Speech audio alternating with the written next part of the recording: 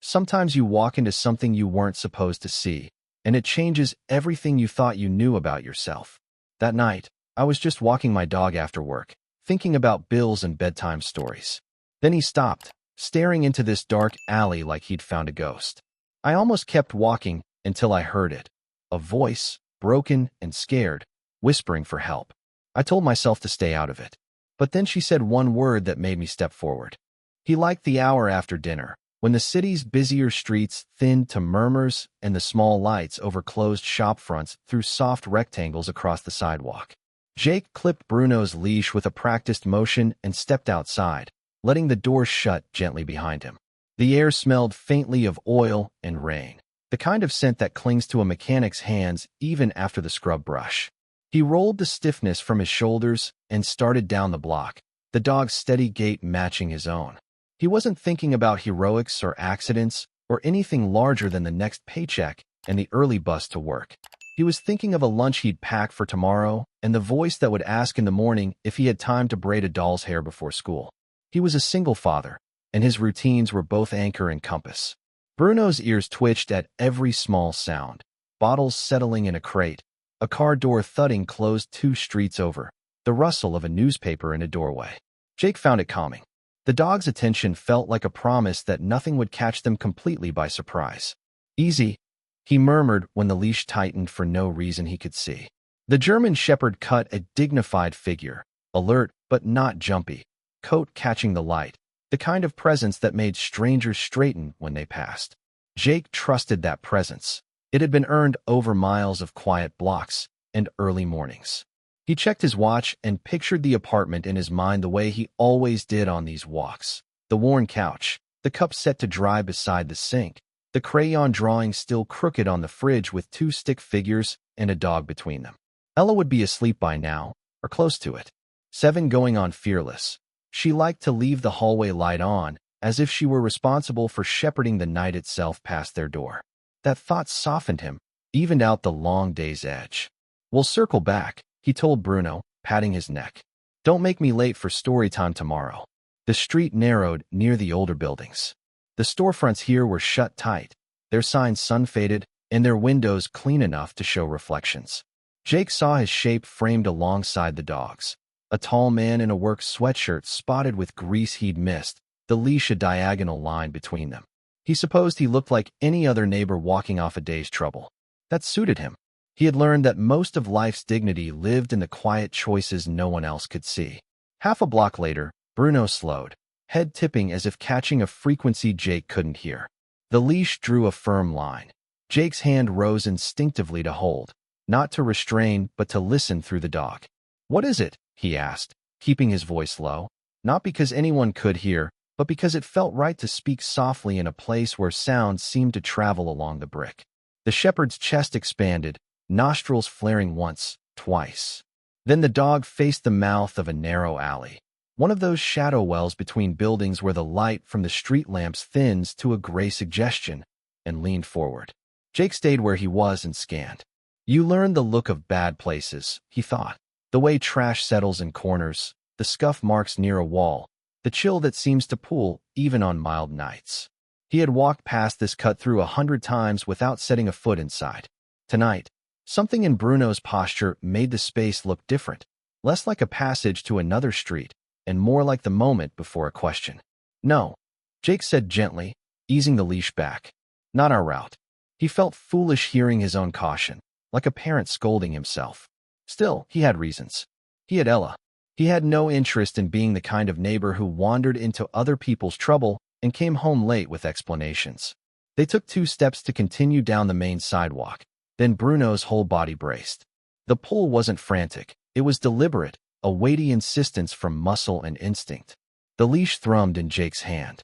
He looked again into the alley. The pale seam of a brick wall caught a breath of light, but the depth beyond it was field dark. "Easy," he said again, though now the word was for himself. The back of his neck pricked as though the air had changed. He glanced up the street. Empty. Down the street. Empty. Only their breathing and the faint electrical hum of the city's tired lights. He crouched and slipped a hand under Bruno's jaw, feeling the warm vibration of a soft growl contained by training. "You're telling me something," he said. He had learned to trust the dog's language, the angle of an ear, the stillness that means not fear but focus. The shepherd's eyes stayed fixed on that dark seam. The leash tugged again, stronger this time, unambiguous. Jake stood. His first step forward felt like stepping past an invisible line he couldn't redraw later. He tested the distance with his weight, keeping Bruno close, and kept his other hand free. "One look," he decided aloud, setting the rule to hear how it sounded. "Then we turned back." The rational version of himself spoke up. "Call from the mouth of the alley if you have to. Keep sight of the street. Don't be foolish." But the sound of his own shoes on the concrete told a different story. He took another step, then another, the light behind him thinning to a band across the ground. "Hey there," he called, testing the dark with his voice, a neighborly tone he used for late deliveries and startled cats. Nothing answered. He pivoted one shoulder to let the street's light follow as far as it could. Anyone there? He wanted the quiet to be empty.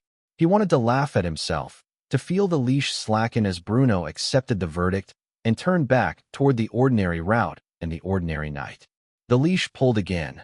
"No," pleaded, and Jake understood, in that quiet way a person sometimes does, that ordinary had already ended. He waited, breath measured. Somewhere in the dark, a piece of glass shifted against concrete with a delicate scrape, as if a careful hand had moved it an inch. Jake held still. His mind flicked through small images. Ella's cereal bowl placed just so on the counter, a permission slip he needed to sign, the book she had asked him to finish tomorrow. They were not anchors this time. They were reasons. If there was something in that dark that needed someone to stay, and if he could, then the person who called him Dad would be the reason. He stepped forward wise. Bruno's ears sharpened. Jake leaned slightly, letting the leash give. The alley breathed back at them, cool and metallic. The city around them kept humming, indifferent. "All right," he said, voice steady now, and the word felt like taking responsibility. He moved with care toward the shadowed gap, the dog close to his knee, and for the first time all evening, the world felt newly attentive, as if, beyond that edge of light, something waited to be answered. Bruno's growl wasn't loud, but it vibrated through the leash like a low current, the kind that moves before thunder arrives. Jake turned his head toward the alley again, every instinct telling him to walk away. The world had given him enough reasons to stay cautious. Long shifts at the repair shop, where people sometimes fought over half an hour's pay, and the memory of Ella's questions about her mother that always came right before bedtime. The last thing he needed was trouble in an alley with no witnesses. "Come on, boy," he muttered, giving the leash a soft tug. Bruno didn't move. The dog's body stayed rigid, muscles stretched like wire. His nose pointed toward the dark, where the faintest flicker of movement caught Jake's eye, something too small for a person, maybe a bag or a scrap of cloth shifting in the night breeze. But then it came, a sound too human to ignore. A whisper. Thin. Cracked. "Help." Jake froze. For a second, he thought he'd imagined it. The street behind him was empty, the dim glow of a single lamppost washing everything in tired yellow. He swallowed, the air suddenly too cold to breathe easily. "Hello," he called, his voice echoing softly against the walls. No answer. He stepped closer, just enough to let his eyes adjust. The smell hit first, damp concrete mixed with something metallic and faintly sweet. Blood. He knew that smell from 100 small cuts on his own hands, but never this strong, never enough to hang in the air. Bruno gave a low bark, short and urgent, and Jake's chest tightened. "Stay," he ordered quietly, though he wasn't sure if he meant the dog or himself. His rational mind listed reasons to retreat.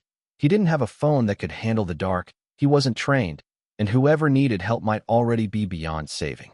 But beneath those thoughts, another one rose. What if she's still alive? What if no one else comes? Jake took one careful step forward, his boots scraping against the pavement. The sound made him flinch. He tried again. 2 steps. The alley opened wider now, revealing a glint of something metallic a few feet ahead. Maybe a badge, maybe a belt buckle. His breath came in slow pulls, and he could feel his heart in his throat. "Hey," he said softly, forcing calm into his voice. "If you can hear me, don't move. I'm coming closer." Silence answered first. Then another whisper, weaker this time. "Please." That was enough. He moved fast now, not running but crossing the distance with a deliberate urgency that left no space for second thoughts. Bruno followed, quiet but alert, his eyes trained ahead. The shadows parted just enough for Jake to see a figure slumped against the wall, a woman, her uniform torn, her right hand pressed against her side. The glimmer he'd seen was indeed a badge, half covered by blood. Jake dropped to one knee beside her. Hey, he said, his voice shaking more than he wanted it to. Stay with me. You hear me. Her head tilted slightly, eyes barely open. Ambush, drug bust, they knew, she gasped. My partner. The words trailed off, but they were enough to tell him what this was. Police. An ambush. And if her attackers were still nearby, this alley wasn't just dangerous. It was a trap waiting to close again. Jake looked over his shoulder, scanning the dark. Nothing moved except the faint shimmer of rain starting to fall. The alley's narrow walls seemed to fold closer around them, muting the world outside. He reached out slowly, removing his jacket with one hand. All right, don't talk. You'll waste your strength, he said. You're gonna be okay. Her breathing was ragged. Blood seeped between her fingers. Jake hesitated for only a heartbeat before pressing his jacket against the wound. She let out a muffled cry, and his hands trembled. Sorry, he whispered. I know, but you've got to hold on. Bruno barked again, one sharp sound that bounced off the walls like an alarm. Jake's eyes darted toward the far end of the alley. For a second, he saw movement, two shapes, quick and quiet, disappearing behind a dumpster. Great, he muttered under his breath. We've got company. He glanced down at the woman. She was slipping in and out of consciousness now, her breathing shallow. Stay with me, he said again, louder this time. Backup's coming, all right? You just hang on. He wasn't sure if it was true. He wasn't sure of anything except that leaving her here wasn't an option.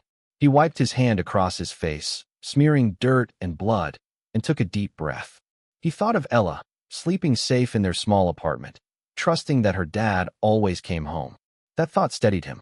Okay, he whispered to himself. You can do this. Jake pressed harder on the wound, trying to remember every first aid video he'd ever half-watched online. His hands were slick, the jacket heavy with blood. The woman stirred faintly. Tell my partner. Shoo, Jake said quickly. You'll tell them yourself.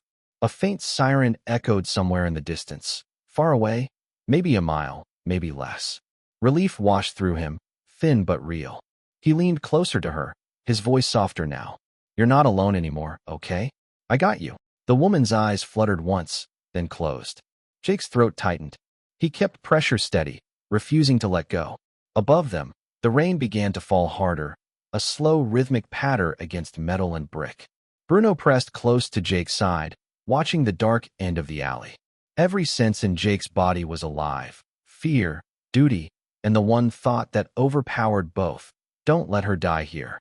The siren's wail drew closer. Somewhere beyond the sound, a city slept, unaware that one man, one dog, and one dying woman were locked in a silent fight against time. The closer Jake moved, the more the shadows took shape. What had first looked like an indistinct heap against the wall became a person, a woman, her police uniform soaked through, darkened where blood had spread beneath her hand. One knee was bent awkwardly, the other stretched out as though she'd fallen mid-step and never recovered. The faint gleam of her badge caught the dim light, anchoring her identity in the mess of torn fabric and concrete grit. Jake's breath hitched. For a moment, he stood motionless, as if the scene before him needed his silence to exist. Then the world returned in fragments. The soft drip of water from a broken gutter above, the shuffle of Bruno's paws beside him, the sound of his own heartbeat, hard and uneven. He knelt carefully, setting one knee down near her boots. Hey, he said, voice low but firm. You're okay. You're gonna be okay. The woman's eyes fluttered, glassy and unfocused. Her lips parted, and a weak tremor of breath escaped. Ambush, she rasped. Drug bust. They knew we were coming. Her hand pressed tighter against the wound, as if trying to hold in the life draining through her fingers. Jake leaned closer. All right, just stay still, he murmured, trying to sound calm. He'd never been good at pretending strength, but something about her voice, the thin, desperate grip she had on it, demanded it.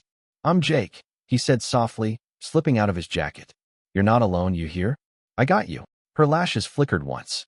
My partner. He swallowed. We'll find your partner. Right now, you need to breathe. She tried, but the effort made her gasp and cough, specks of red splattering her collar. Jake pressed the jacket firmly against her side. The sound she made wasn't quite a scream, but close enough to cut him. I know, he said, voice trembling. I'm sorry. Just hold pressure here. That's it. He looked down at his hands, covered now in her blood, slick and dark under the yellow light. He wasn't trained for this. He'd fixed transmissions, rewired headlights, rebuilt an entire carburetor from scrap once, but he had never tried to hold someone's life together with his bare hands. Keep your eyes open, he urged, glancing up toward her face. Tell me your name. She blinked slowly, struggling to focus on him. Mara, she whispered. Okay, Mara. Good. That's good. You're doing great. He could hear how absurd the words sounded, but he kept talking. Silence felt too close to giving up. You're strong, right? I can tell. You're a cop. Means you've been through worse.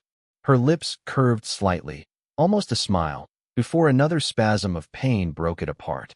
Jake looked around for something. A phone, a flashlight, anything. But the alley offered nothing. Just shadows, rain, and the faint echo of sirens far too distant to help. He glanced at Bruno. The shepherd stood guard a few feet away, tail rigid, eyes fixed down the alley. Good boy, Jake whispered. You let me know if anyone's coming. When he turned back, Mara's head had slumped against the wall.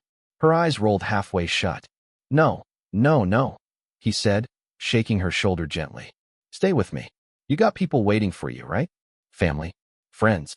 My partner, she breathed again, the word almost lost in the wind. Jake pressed harder on the wound, his muscles burning. He'll be fine. We'll get him. But you've got to hold on, all right? You've got to help me help you. She made a faint sound, half a groan, half agreement. He looked at her face then, really looked.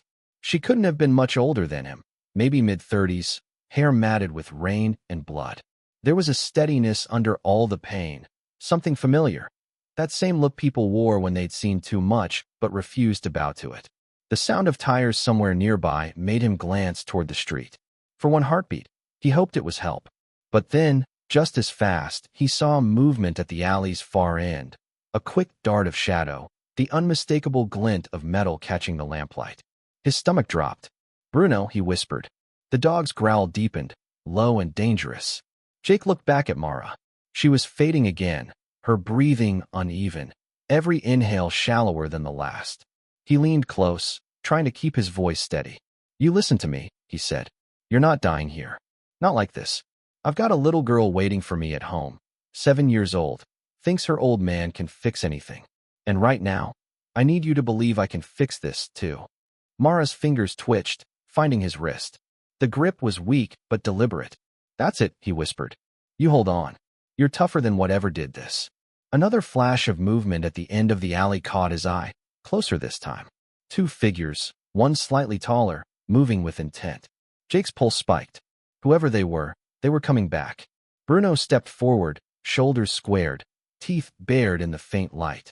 The sight of that loyal silhouette, the dog ready to fight for him without hesitation, gave Jake the courage to breathe.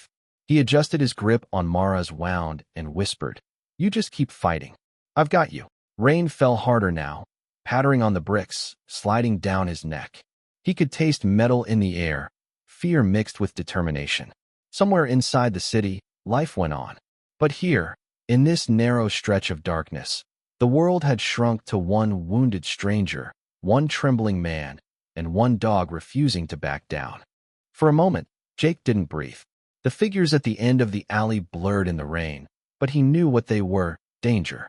He felt it the way you feel an electric charge before the storm breaks.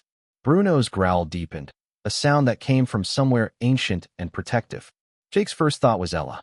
Her small face flashed before him. The way she'd stand on tiptoe at the window when she heard his boots on the stairs. He couldn't die here. Not in a back alley over someone else's fight. But when he looked down at the bleeding woman clutching his jacket, that thought didn't free him. It bound him tighter. He couldn't leave her, either. He swallowed hard, weighing the impossible choice. Run or stay. Then the choice made itself. He took a slow breath and whispered to Bruno, Guard. The dog stepped forward, muscles tensed. Jake reached for the police radio clipped to the woman's vest. His fingers slipped once, twice, before he managed to unhook it. Static hissed in his ear as he fumbled with the buttons. "Officer down," he said, voice cracking. "Corner of 9th and Willow. She's losing blood. Send backup now." The reply was faint, distorted, but real. "Unit received. Stay where you are." "Yeah," Jake muttered, glancing toward the figures. "Not going anywhere." The shadows moved closer, slow, deliberate. The glint of metal reappeared. A gun, he thought, or maybe a knife. His pulse roared in his ears. He grabbed a loose piece of metal pipe from the ground, the only weapon in reach, and stood partly in front of Mara. "Hey," he shouted, his voice echoing down the alley. "You want trouble, you got it." For one tense heartbeat, the men froze. Then Bruno lunged. The sound that came out of him wasn't just a bark, it was a warning from another world.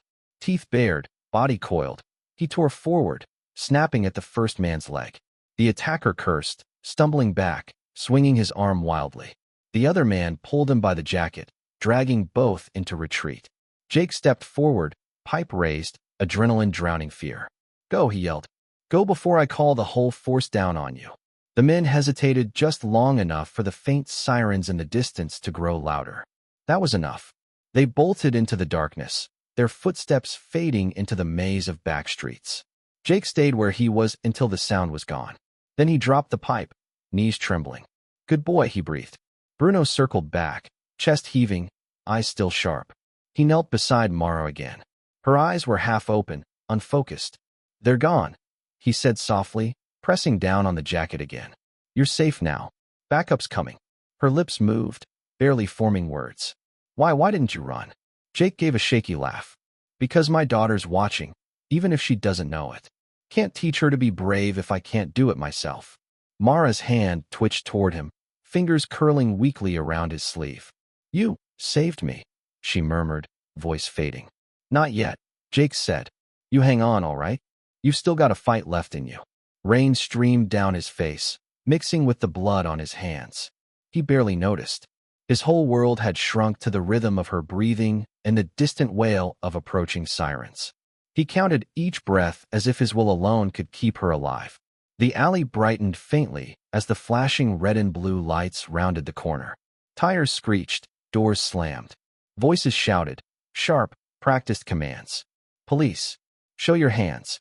Jake raised both hands instantly, stepping back. "She's hit, left side, heavy bleeding," he called out. "She needs a medic." Several officers rushed forward, weapons still drawn until they recognized the uniformed woman. One knelt beside her, calling for the paramedics. Another turned to Jake, a tall man with a weathered face and suspicion in his eyes. "Who are you?" he demanded. Jake exhaled. "Nobody," he said simply. "Just walking my dog." The officer looked at Bruno, soaked, panting, standing between Jake and the woman like a sentinel. Then back at Jake. Something in his expression softened. "You held pressure?" Jake nodded. "Tried to keep her awake." The man gave a short nod. "You probably saved her life." Jake didn't answer. He just stared at his hands, at the jacket that was no longer a jacket but a bandage soaked in someone else's pain. Paramedics pushed past, their voices brisk and focused. "She's got a pulse. Faint, but there." They lifted Mara onto a stretcher, working with quiet urgency. Jake watched, numb, until one of them turned to go and her hand slipped from his wrist. He wanted to say something, a goodbye, a promise, but the word stuck. He just nodded, once, as they carried her toward the flashing lights. The senior officer lingered a moment longer. "You did good," he said quietly. "Most people would have kept walking." Jake managed a thin smile. "Yeah," he murmured. "I've seen enough people walk away." The officer gave a brief, respectful nod and followed the others. Jake stood alone in the alley, the storm easing to a mist, the adrenaline ebbing into exhaustion. Bruno pressed against his leg, silent and steady. Jake reached down to rest his hand on the dog's head. "Let's go home, boy," he whispered. And together, they walked back toward the dim lights of the street. One man, one loyal companion, leaving behind a night that had changed them both. For a few precious seconds, everything seemed still. The echo of sirens grew fainter as the first wave of responders focused on the street beyond the alley. Jake stayed where he was, leaning against the wall, breathing through the adrenaline crash that made his legs shake. Rain trickled from his hair down the back of his collar. He'd thought the worst was over. But Bruno hadn't relaxed. The dog's stance was taut again, ears forward, eyes fixed on the end of the alley that swallowed the dark. A low growl rose in his throat, deep and warning. Jake's gut tightened. He turned his head slowly. Through the curtain of mist and flashing blue reflections, two shadows moved, hesitant but real. It wasn't the paramedics or the officers. They were facing the wrong direction. These shapes were creeping back, using the chaos as cover. Jake's heartbeat, which had just started to calm, surged again. He crouched slightly, hand gripping the pipe he'd dropped earlier. Not again, he thought. Not while she's still alive. He spoke softly to Bruno. Stay close. If they come, we hold our ground. The shepherd's only answer was a faint rumble of agreement. The two figures advanced, one limping, one whispering something that sounded like a curse. A metallic glint caught the light, then vanished. Jake's pulse hammered. He couldn't let them reach the corner where the medics were loading Mara into the ambulance. Hey, Jake shouted, his voice cutting through the drizzle. Police are here. You really want another charge added to your list? The shorter man froze. The taller one muttered something and raised an arm, pointing a weapon, maybe a pistol, maybe just the shape of one in the dark. Jake didn't wait to confirm. Bruno now. The shepherd lunged, the sound erupting from his chest like thunder. The attackers panicked. One slipped on the slick concrete. The other fired a single shot that ricocheted harmlessly off brick before both bolted into the maze of backstreets. Jake stayed crouched, breathing hard, pipe ready though his arms trembled. The echo of running footsteps faded until there was only the rain again. Bruno trotted back, eyes still bright, tail rigid with alertness. Jake dropped the pipe and sank against the wall, chest heaving. Good boy, he whispered, scratching behind the dog's ear with shaking fingers. Real good boy. Bruno licked his hand, the same one still streaked with blood. Jake glanced down the alley. Empty now except for the faint light reflecting off puddles. The ambulance's rear doors clanged shut, and an officer's voice shouted over the radio. When he stepped back toward the street, an older officer met him halfway. You still here? The man asked, scanning him up and down. You're bleeding. Jake looked down. The cut on his forearm must have come from the pipe. He hadn't felt it. It's nothing, he said. Is she? She's alive, the officer said. Critical, but stable enough to transport. We'll take it from here. Jake nodded, relief and exhaustion washing through him all at once. His knees felt hollow. He tried to steady his breathing, but his hands wouldn't stop shaking. The officer noticed. Son, he said quietly, you got guts. You're lucky they didn't put a bullet in you. Jake forced a tired smile. Luck had nothing to do with it. Bruno doesn't miss. The officer looked down at the dog and gave a faint, approving nod. Well, you both did something good tonight. The city could use more like you. Jake didn't answer. Compliments felt strange after fear that deep. Instead, he turned his face toward the ambulance as its lights faded down the street, the siren's wail thinning into distance. For a long moment, he stood in the rain, staring at the place where Mara had been lying minutes ago. The blood had already begun to mix with the water, washing into the gutter like it had never happened. That felt wrong somehow. Too easy an erasure for something that had nearly cost her everything. He rubbed his palms together, trying to clean them on his jeans, but the stains clung stubbornly. Maybe they were supposed to. Maybe some moments weren't meant to rinse away. Bruno nudged his knee, a quiet reminder that life was still waiting beyond the alley. Jake sighed, rubbing the dog's head. Yeah, he murmured. We did what we could. A voice called from the police line. Hey, you're free to go, sir. He gave a small nod, but didn't move right away. His mind kept circling back to the faint pressure of Mara's hand on his wrist, the whisper of her voice when she'd said, You saved me. He wasn't sure he believed it. He hadn't saved anyone before. He just hadn't been able to walk away. The officer who'd spoken earlier approached once more, lowering his voice. Listen, if you hadn't held that wound, she'd be gone. That's a fact. Jake met the man's eyes, searching for doubt. There was none, only weary respect. She said something before they loaded her in. The officer added. Said to tell you, your daughter's got a hero for a dad. Jake blinked, caught off guard. For a second, he didn't know what to do with the words. Hero. It didn't fit. Heroes were the people with badges, with radios and backup plans. He was just a man who'd refused to let another human die alone. He nodded finally, voice rough. Thanks for telling me. When he turned toward the open street, the rain had stopped. A few clouds drifted apart to reveal the faintest patch of stars. He exhaled, shoulders sagging under the weight of what had just happened. Come on, Bruno, he said quietly. Let's go home before morning finds us still out here. The dog padded beside him as they walked away from the flashing lights and the chaos, their shadows stretching behind them. Each step felt heavier, yet somehow steadier, the kind of weariness that comes when fear gives way to purpose. For the first time in years, Jake didn't feel invisible. The ambulance lights threw streaks of red and blue over the wet pavement, flashing against brick and glass like heartbeats trying to keep time with the chaos. Jake stood off to the side now, leaning on the wall with Bruno pressed close to his leg. His hands were stiff, his breath shallow. Every nerve in him buzzed from what had just happened, but he didn't move. He couldn't, not while they were still working on her. Two paramedics crouched over Mara's body, their voices clipped and efficient. Pulse weak, pressure dropping, starting fluids now. Give me a line now. Their words were short, but each one felt like a verdict. Jake's eyes followed every motion. The cut of scissors through fabric, the bright sterile gauze pressing where his jacket had been, the sharp metallic snap of medical tools. He had done all he could, but watching strangers take over felt like losing control of something fragile he had held together by will alone. A tall officer approached from the street, his boots splashing through puddles. He stopped in front of Jake. You're the one who called it in? Jake nodded. She was already hit when I found her. The officer's gaze swept over him.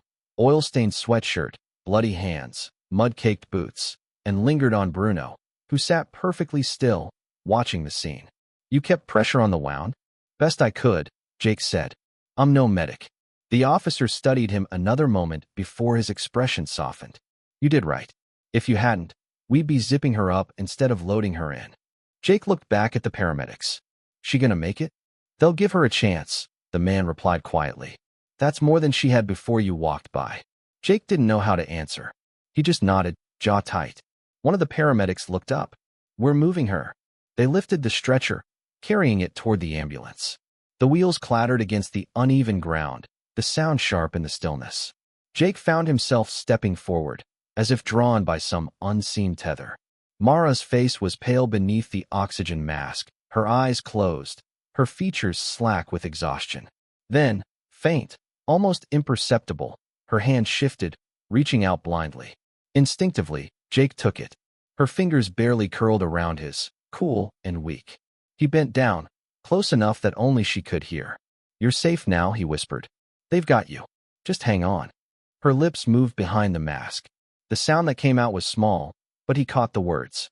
Tell your daughter, her dad's a hero. He froze. The words struck deeper than any wound could. By the time he looked up, the paramedic had gently released her hand from his and guided it back under the blanket. The ambulance doors closed with a heavy, final thud. Jake stood there long after the vehicle pulled away, watching the red lights fade into the distance. The rain had stopped completely now. Only the sound of Bruno's steady breathing filled the alley. The officer beside him cleared his throat. You need a ride somewhere? We can get you home. Jake shook his head. I'll walk. The man gave a short nod. Take care of yourself, son. He turned and followed the others, leaving Jake and Bruno alone again. The alley looked different in the aftermath. Emptier, cleaner somehow, though it still smelled faintly of blood and diesel. The puddles reflected fragments of red and blue light, fading like ghosts. Jake crouched beside Bruno, resting a hand on the dog's neck. The shepherd leaned into him, solid and real. You did good tonight, Jake murmured. Real good. Bruno looked up at him, tail giving one soft wag, as if he understood the weight in his owner's voice. Jake stayed there for another minute, letting his heartbeat settle. The enormity of what had just happened began to seep in.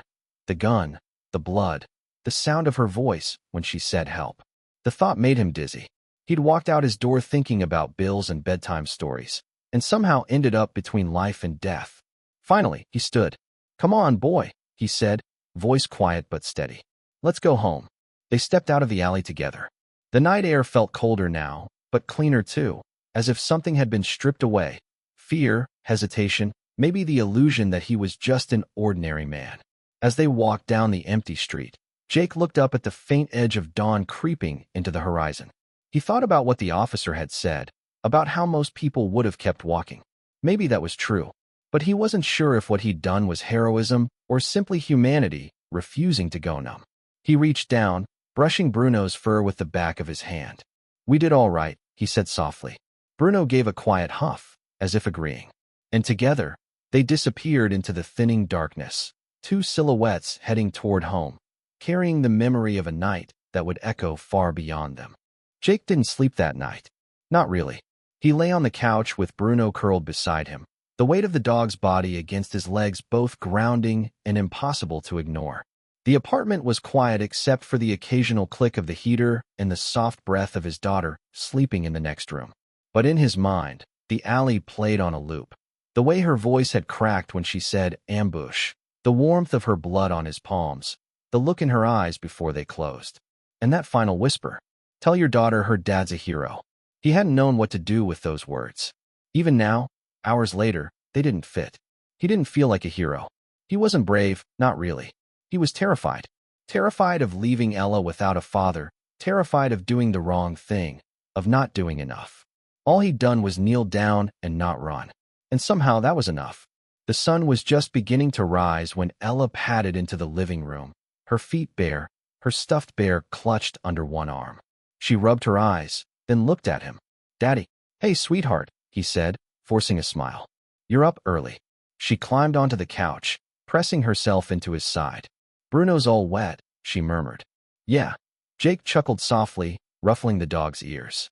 "We got caught in the rain." She looked at him for a long second, then reached out and touched the small cut on his arm. "You're hurt." "It's just a scratch," he said quickly. "Really?" Ella tilted her head, unconvinced. "Did you help someone?" Jake froze. "Why would you say that?" She shrugged. "You look like you helped someone." He stared at her. This little girl who saw more than she ever let on. Slowly, he pulled her into his lap and kissed the top of her head. "Yeah," he said finally. "I tried." Ella was quiet for a moment. Then, "Did they say thank you?" Jake closed his eyes. He could still feel Mara's hand, cold but determined, squeezing his wrist like an anchor in the storm. He could still hear her faint, fading voice. "Yeah," he said quietly. She did. They sat like that for a while, father and daughter wrapped in the kind of silence that asks no questions. Outside, the city stirred slowly back to life. Horns honking, buses starting their routes, coffee pots sputtering in corner diners. But inside that little apartment, something had changed. Later that morning, a knock came at the door. Jake opened it to find an officer in full uniform, hat in hand. He introduced himself with a quiet voice and a respectful tone. "She made it through surgery," he said. "It was close. But she's stable now." Jake let out a breath he hadn't realized he'd been holding. "That's good," he said. "That's really good." The officer handed him a small folded note. "She asked us to bring you this." Jake opened it as the door closed behind him. The paper was wrinkled, the handwriting shaky but legible. "You didn't just save my life. You reminded me why I became a cop in the first place. Tell your daughter. Her dad is the kind of man this world needs more of." His throat tightened. He folded the note carefully and tucked it into his jacket pocket, over his heart. That night, when Ella asked for her usual bedtime story, Jake sat at the edge of her bed, brushing her hair back from her forehead. "Tell me one about a real person," she said. "Not a princess or a pirate. A real person who did something good." Jake thought for a moment, then smiled. "Okay," he said. "I'll tell you about a man who didn't think he was special, but who did something brave anyway, because someone needed him. And he didn't walk away." Ella's eyes lit up. "Was he a hero?" Jake paused. "Some people think so." She nodded solemnly, then pulled her blanket up to her chin. "I think so too." Jake turned off the light and sat in the doorway for a moment, watching the rise and fall of her breath. Behind him, Bruno lay curled on the rug, ears perked. He didn't need medals. He didn't need news stories. He had this, his daughter, safe and proud. And somewhere out there, a woman was still breathing because he didn't turn away. Sometimes, the world changes not because someone was trained or powerful or rich, but because they refused to leave a stranger behind. A week passed before Jake returned to the corner of 9th and Willow. The rain had washed the alley clean, though the faint scent of rust still lingered where life and death had once brushed shoulders. The graffiti looked brighter somehow, the puddles shallow and still. There was no sign of what had happened, no tape, no blood, no evidence that courage had been tested there. Bruno walked at his side, calm and alert as always. The dog paused halfway down the alley, sniffing the ground near the wall where Mara had fallen. Then he looked up at Jake, tail lowering as if he understood something that couldn't be said. "Yeah," Jake murmured. "Right there." He stood for a while, hands deep in his jacket pockets, staring at the place that had nearly changed 2 lives forever. The jacket he wore was clean now, but he hadn't been able to bring himself to wash away the faint stain on the sleeve. It wasn't blood anymore. It was memory. He took a folded piece of paper from his pocket, the note Mara had written from her hospital bed, and reread it. The words had already softened at the edges from being unfolded too often. "You didn't just save my life. You reminded me why I became a cop. Tell your daughter. Her dad is the kind of man this world needs more of." Jake read it slowly, lips moving as though saying it aloud might make it more real. It still didn't feel like it belonged to him, but he carried it anyway. The sound of footsteps pulled him from his thoughts. When he turned, a woman stood at the mouth of the alley, her uniform neat, her expression cautious but warm. Her left arm was bandaged under the sleeve. "Didn't expect to see you here," she said. "Mara," he said, straightening. "You shouldn't be out yet." She smiled faintly. "Doctors say walking helps the lungs. I think they just wanted me out of the bed before I drove them crazy." They met halfway down the alley. She studied his face for a moment, then reached out her good hand. "You really did save my life." Jake shook his head. "You did most of the work. I just tried not to make things worse." "You made all the difference," she said. "That night, I thought I was done. I kept thinking about my partner, about my family, about everything I hadn't said. And then you showed up, some guy in a grease-stained jacket with a dog that scared the devil out of 2 armed men." She laughed softly. "You reminded me that people still care." Jake looked down, embarrassed. "I don't know about all that. I just couldn't walk away." Mara nodded. "That's exactly what makes it matter."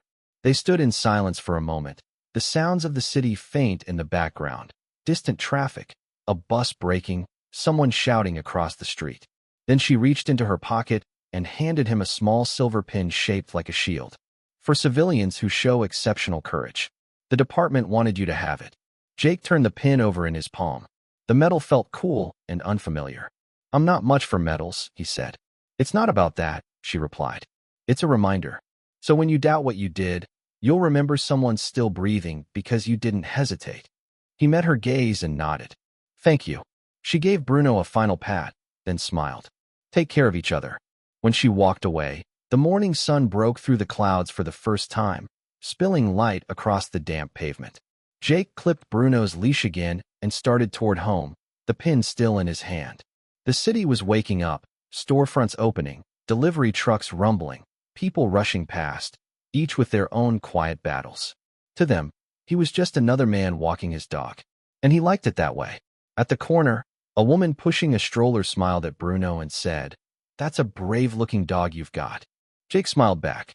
"Yeah," he said. "He's a good one." He slipped the pin into his jacket pocket next to Mara's note. 2 small reminders of a night he would never forget, not because of fear or danger, but because of what it revealed. When he reached his apartment, Ella ran to meet him at the door.